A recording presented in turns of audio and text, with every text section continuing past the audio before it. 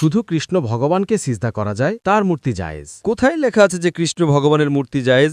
দেখুন স্যার, আমার মতে তিনি আমাদের খোদা। ওয়ালাম ইয়াকুল লাহু কুফুয়ান আহাদ। নারায়ে তাকবীর। ভাই যখন অমুসলিম ভাইরা প্রশ্ন করেন তাদের ভয় পাওয়ানো উচিত নয়। আপনি ভয় পাবেন না ভাই সাহেব।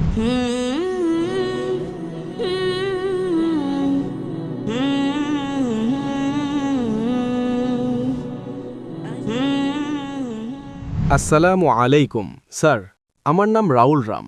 আমি আপনার কাছে একটি প্রশ্ন করতে চাই যে আমাদের ধর্ম ভুল নয়, ভুলগুলো আমরাই করি। জিনা করা আমাদের ধর্মে হারাম, মদ পান হারাম, জিনা হারাম, মানে যত ভুল কাজ আছে সবই ভুল, তাতেও লেখা আছে। আর এটা ইসলামেও আছে।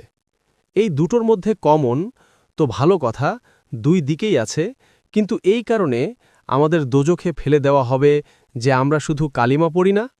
অন্যদিকে আমাদের মধ্যেও সেই একই জিনিস আছে, শুধু ইবাদতের নিয়ম আলাদা। বাকি বাস, প্রশ্ন এতটুকুই। ভাই সাহেব, আপনার নাম কি? রাউল রাম। রাউল রাম একটি ভালো প্রশ্ন করেছেন। তিনি বলেছেন যে তাদের ধর্মগ্রন্থেও জিনা হারাম, যা সম্পূর্ণ সঠিক। তাদের ধর্মে মদপান হারাম বলা হয়েছে, তাও সঠিক। আপনি যদি আমার বয়ান শুনে থাকেন, হিন্দু ধর্ম ও ইসলামের সাদৃশ্য, আপনি কি সে বয়ান শুনেছেন? জি জি। আচ্ছা, সেই বয়ানে বলা হয়েছে যে হিন্দু ধর্মে দুই ধরনের ধর্মগ্রন্থ আছে। এক শ্রুতি আর এক স্মৃতি। শ্রুতি মানে সেই গ্রন্থ যা ঈশ্বরের কাছ থেকে এসেছে, ঈশ্বরের কাছ থেকে। স্মৃতি হল সেই গ্রন্থ যা মানুষ লিখেছে। শ্রুতিতে আসে বেদ এবং উপনিষদ, স্মৃতিতে আসে মহাভারত, রামায়ণ, ভগবদ্গীতা, মনুস্মৃতি ইত্যাদি। আপনি যদি পড়েন ছান্দোগ্যোপনিষদে, যা শ্রুতিতে, ছান্দোগ্যোপনিষদ অধ্যায় 6 অনুচ্ছেদ 2 শ্লোক 1, নাকাস্য কাসিজা। ঈশ্বর একজনই, দ্বিতীয় কেউ নেই। একদম ঈশ্বর একজনই, দ্বিতীয় কেউ নেই। একদম। আপনার ধর্মগ্রন্থে লেখা আছে শ্বেতাশ্বতর উপনিষদে অধ্যায় 4, শ্লোক নম্বর 9, নাকাস্য কাসিজ জনিতা না পদিপা। নাকাস্য কাসিজ জনিতা না চদিপা। যার অর্থ হল সেই ঈশ্বরের কোনো পিতামাতা নেই, না মা, না বাবা, না সন্তান। ঠিক আছে। লেখা আছে শ্বেতাশ্বতর উপনিষদে অধ্যায় 4 শ্লোক 19, না তস্য প্রতিমা অস্তি। প্রতিমার শাব্দিক অর্থ হল ছবি, পিকচার, ফটো। মূর্তি, প্রতিমা, চিত্রকলা। না তস্য প্রতিমা অস্তি। সে ঈশ্বরের কোনো ছবি নেই, কোনো চিত্রকলা নেই, কোনো ছবি নেই, কোনো মূর্তি নেই, কোনো মূর্তি নেই, কোনো ভাস্কর্য নেই। এটি লেখা আছে যজুর্বেদের 32 অধ্যায় 3 নম্বর শ্লোকেও। না তস্য প্রতিমা অস্তি। তো আপনি যদি ঈশ্বরকে মানেন এবং ঈশ্বরের মূর্তি বানান, তাহলে তা ভুল। আপনার ধর্মগ্রন্থ অনুযায়ী কোরআনকে দূরে রাখুন, হাদিসকে দূরে রাখুন। আপনি কি মূর্তি পূজায় বিশ্বাস করেন ভাই সাহেব? আমি তো শুধু কৃষ্ণ ভগবানের মূর্তিতে বিশ্বাস করি। অন্য দেবতা আছেন, কিন্তু তাদেরকে সিজদা করা যাবে না। শুধু কৃষ্ণ ভগবানকে সিজদা করা যায়, তার মূর্তি জায়েজ। কোথায় লেখা আছে যে কৃষ্ণ ভগবানের মূর্তি জায়েজ? কোথায় লেখা আছে? দেখুন স্যার, আমার মতে তিনি আমাদের খোদা। তাই আমিও আল্লাহকে মানি, কিন্তু আল্লাহর মূর্তি বানানো যাবে না, তবুও আমি আল্লাহকে মানি। যদি আল্লাহর মূর্তি বানানো যায়, তবে তিনি আল্লাহই নন। ওয়ালাম ইয়াকুল লাহু কুফুয়ান আহাদ। নারায়ে তাকবীর। ভাই আমাদের অমুসলিম ভাই আমার কাছে প্রশ্ন করছেন। তাকবীর ভালো কথা, কিন্তু এখন প্রশ্নোত্তর চলছে। তো আমার অনুরোধ যে যখন অমুসলিম ভাইরা প্রশ্ন করেন, তাদের ভয় পাওয়ানো উচিত নয়। তাদের মনে হওয়া উচিত যে আমরা পারস্পরিক ভ্রাতৃত্ব রাখি। সঠিক। তাদের ভয় পাওয়ানো উচিত নয়, যদিও তারা ভয় পান না, মাশাল্লাহ। কিন্তু আপনারা এমন কিছু করবেন না যাতে তারা ভয় পেয়ে যায়। না না আপনি ভয় পাবেন না ভাই সাহেব, এরা শুধু তাকবীর দিচ্ছে। না না। তো আমাদের মতে যার মূর্তি বানানো যায় সে আল্লাহই নন, আর এটা বেদেও লেখা আছে। আপনি কি ইসকনে বিশ্বাস করেন? স্যার, সেটা কল্পনা।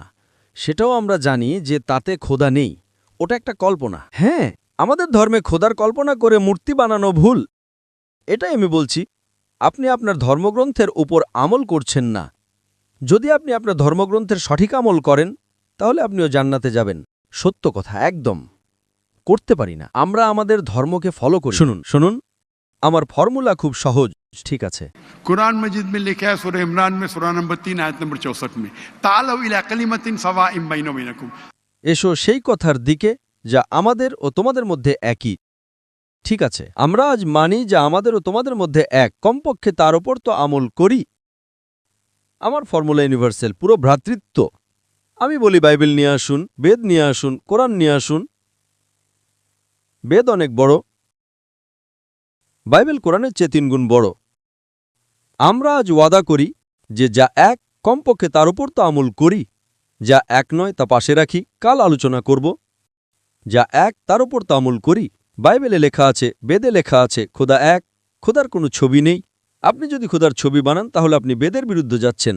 শুধু কৃষ্ণের বানালেও ভুল স্যার, ওটা ভগবদ্গীতায় লেখা আছে। তাই ভগবদ্গীতা স্মৃতি।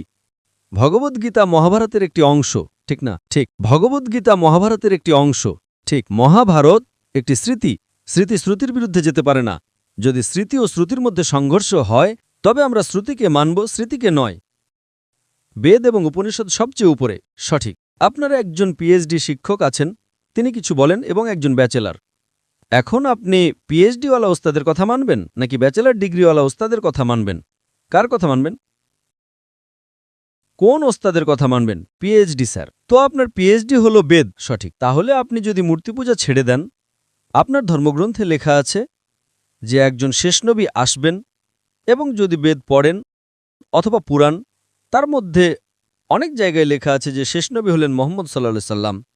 আপনি যদি কল্কি পুরাণ পড়েন, ভবিষ্য পুরাণও আছে কল্কি পুরাণ, এবং আপনি আমার বয়ান শুনলে, একটি বয়ান আছে আমার, মুহাম্মদ সাল্লাল্লাহু আলাইহি সাল্লামের উল্লেখ হিন্দু ধর্মগ্রন্থে। সময় কম, তাই শুধু ছোট একটি পয়েন্ট বলবো। আপনি যদি কল্কি পুরাণ পড়েন, श्लोक नंबर 5, 7, 11, 15, 17 তাতে লেখা আছে যে একজন অবতার আসবেন, आखिरी अवतार आएंगे जिसके वालिद का नाम है विष्णु यास। বিষ্ণু মানে ঈশ্বর, জি জি। ইয়শ মানে তার বান্দা, তার সেবক। আরবিতে অনুবাদ করলে তা হয় আব্দুল্লাহ। শেষ নবী আসবেন যার পিতার নাম আব্দুল্লাহ, তার মায়ের নাম সুমতি। সুমতি সংস্কৃত মানে শান্তি, শান্তি। আরবিতে বললে আমিনা। মুহাম্মদ সাল্লাল্লাহু আলাইহি ওয়াসাল্লামের মায়ের নাম ছিল আমিনা। তিনি জন্ম নেবেন একটি শান্তির শহরে, মক্কায়। সেই শহরে নেতার গোত্রে জন্ম নেবেন, কুরাইশ গোত্রে। তার 4 জন ঘনিষ্ঠ বন্ধু থাকবেন। কথা হচ্ছে খোলাফায়ে রাশিদিনের। আর মুহাম্মদ সাল্লাল্লাহু আলাইহি ওয়াসাল্লামের উল্লেখ তা অনেক দীর্ঘ, 2 ঘন্টার বয়ান দিতে পারি আমি। ঠিক আছে, তো আপনি যদি আপনার ধর্মগ্রন্থে বিশ্বাস করেন তাহলে আপনাকে মানতে হবে যে শেষ নবী হলেন মুহাম্মদ সাল্লাল্লাহু আলাইহি ওয়াসাল্লাম। আপনি কি মানেন যে শেষ নবী মুহাম্মদ সাল্লাল্লাহু আলাইহি ওয়াসাল্লাম? স্যার, আমি পড়িনি, আমি এখনও সঠিকভাবে পড়িনি, তাই আমি জানি না তাতে কি লেখা আছে। পড়েননি তো ভুল কার, আমার না আপনার? কিন্তু আমাদের এখানে কোটি কোটি লোক আছে যারা আমাদের ধর্মকে ফলো করে না, তাই। হিন্দুস্থানে যখন আমার বয়ান হয়, জি, তখন হিন্দুদের ভিড় এখানকার চেয়ে বেশি হয়। দেখেছি। 5 লাখ, 10 লাখ, 25%, 20% অমুসলিম থাকে, 20% হিন্দু থাকে। তো 10 লাখের 20% কত হয়? 2 লাখ। এটা তো 2 লাখের ভিড় নয়, তাই না? কারণ হিন্দুস্থানীরা আমাকে অনেক ভালোবাসে। জি, এবং অমুসলিমরাও ভালোবাসে। এই পলিটিশিয়ানরাই সমস্যা করে, ভোট ব্যাংকের সমস্যা। তারা ভাবে যে আমরা তো হেরে যাব এখন। হিন্দুরা যখন আমার বয়ান শুনে তখন বলে যে 2 ঘন্টায় আমরা যা শিখেছি তা আমরা 40 বছরও জানতাম না। ঠিক আছে, তো আমি আপনাকে এখন প্রমাণ দিলাম, রেফারেন্সের সাথে আপনার ধর্মগ্রন্থের প্রমাণ দিলাম। तो आप अगर सच्चे हिंदू हैं তাহলে আপনাকে মানতে হবে যে ঈশ্বর একজন, সেই ঈশ্বরের মূর্তি নেই, তার শেষ নবী হলেন মুহাম্মদ সাল্লাল্লাহু আলাইহি ওয়াসাল্লাম। এখন কি আপনি আপনার ধর্মগ্রন্থের উপর আমল করবেন? জি, করব। যে জিনিসটা কমপক্ষে তার উপর তো আমল করুন। যা সংঘর্ষতা পড়ে, আমি এগুলো জানি, আমি বয়ান দিয়েছি। এতে লেখা আছে যে হিন্দু ধর্মগ্রন্থে মদপান হারাম, কোরআনে লেখা আছে। সঠিক। আপনার ধর্মগ্রন্থে এটাও লেখা আছে যে শূকরের মাংস খাওয়া হারাম। সঠিক। তাহলে আপনার ধর্মগ্রন্থ কোরআনের চেয়েও কঠোর। তাতে লেখা আছে যে যদি আপনি শূকরের মাংস বিক্রি করেন তাহলে পা এবং হাত, উল্টো পা এবং উল্টো হাত কাটতে হবে। এটা কোনো হাদিসে লেখা নেই, কোরআনেও লেখা নেই। আপনার ধর্মগ্রন্থ মনুস্মৃতিতে লেখা আছে যে আপনার উল্টো হাত ও উল্টো পা কাটতে হবে যদি সে শূকরের মাংস বিক্রি করে। সঠিক। তাহলে আপনি যদি সত্যিকারের হিন্দু হন, আপনার ধর্মগ্রন্থ পড়েন, আপনার ধর্মগ্রন্থে লেখা আছে যে শেষ নবী আসবেন এবং শেষ বার্তা দেবেন।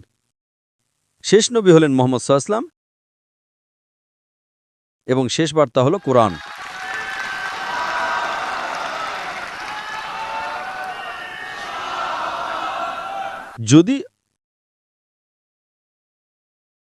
আপনি যদি সত্যিকারের হিন্দু হন তাহলে আপনাকে কোরআন এবং মুহাম্মদ সাল্লাল্লাহু আলাইহি ওয়াসাল্লামের কথা মানতে হবে। আপনি দেখেছেন হিন্দুস্তানে হাজার লোক এর মধ্যে मैं हिंदू इस्लाम कबूल किए। আল্লাহ হেদায়েত দিয়েছেন আমার কারণে নয়, আল্লাহ তাদের হেদায়েত দিয়েছেন। আমার বয়ানের পর অনেক লোক দর্শকের মধ্যে বা বাড়িতে আল্লাহ তাদের হেদায়েত দিচ্ছেন।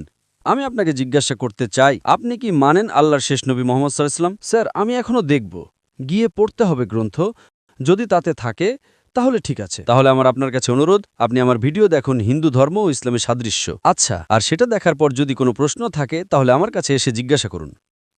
যদি আপনার বিশ্বাস আসে যে এটা সত্য, তাহলে আমি আপনাকে দাওয়াত দিচ্ছি যে সত্যের বার্তা গ্রহণ করেন। জি, এবং ইনশাল্লাহ তা আপনার মুক্তির পথ হবে ইনশাল্লাহ। ধন্যবাদ স্যার।